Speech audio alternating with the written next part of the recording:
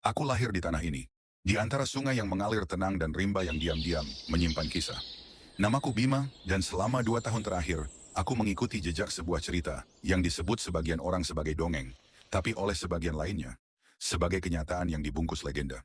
Cerita itu tentang Pulau Lepeh dan Pulau Hanaut, tentang Intan Biru, seorang raja tua, dan malam badai yang mengubah wajah bumi.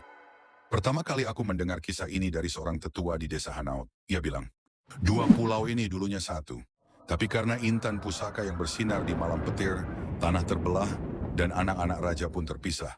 Kedengarannya seperti mitos, tapi aku penasaran. Aku mulai membaca arsip lokal.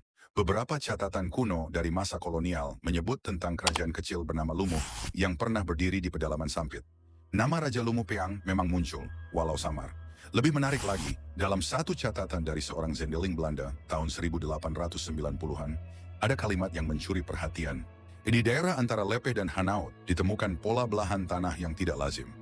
Penduduk menyebutnya sebagai bekas pecahan bumi karena cahaya langit. Aku tak berhenti di situ. Aku pergi ke lokasi. Di pertemuan Sungai Lepeh dan Hanaut, aku berdiri di tanah basah, melihat lekukan sungai dari atas drone. Dan memang, alur sungai membentuk pola yang nyaris simetris, seperti garis luka di kulit bumi.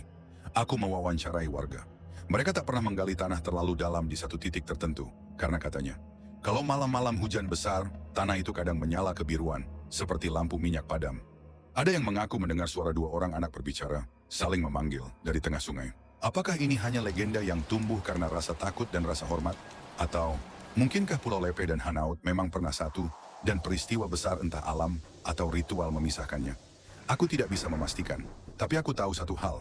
Legenda yang terus diceritakan dan masih dipercayai, bukan sekadar cerita kosong. Ia adalah kode warisan, jejak halus dari sejarah yang tak ditulis. Jangan lupa bagikan postingan ini jika kamu percaya legenda bisa menjadi pintu menuju kebenaran. Punya cerita turun-temurun tentang tanahmu? Kirim ke kami. Siapa tahu, itu bagian dari mozaik sejarah Nusantara.